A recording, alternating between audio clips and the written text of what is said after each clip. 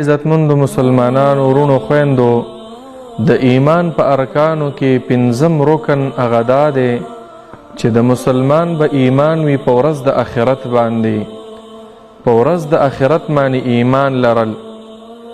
کوم ته چې د قیامت ورځ مونږ او تاسو وایو، الله رب العالمین هم قرآن کې فرمایي چې کامیاب خلق هغه دي چې هغوی کې ایمان وي او ایمان په آخرت باندې، او کم سړی چې په آخرت باندې ایمان نه لري نو رب العالمین فرمایي فقد ضل ضلالا بعیدا، دا غټ ګمراه دی، دا کافر دی، د یو عمل هم الله رب العالمین ته نه قبلیږي. دې ورځ ته یوم الاخره ولې ویلی کیږي؟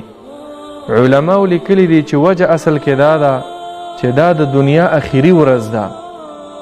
په دغه ورځ به دا دنیا دا به ورانیږي، دا کوم نظام شمسی چې مونږ او تاسو ته ښکاري، نظام قمري، دا اسمانونه، دا ځمکې، دا بوټي کاڼي غرونه، دا ټول به تسو نس کیږي، دا به تتر بتر شي.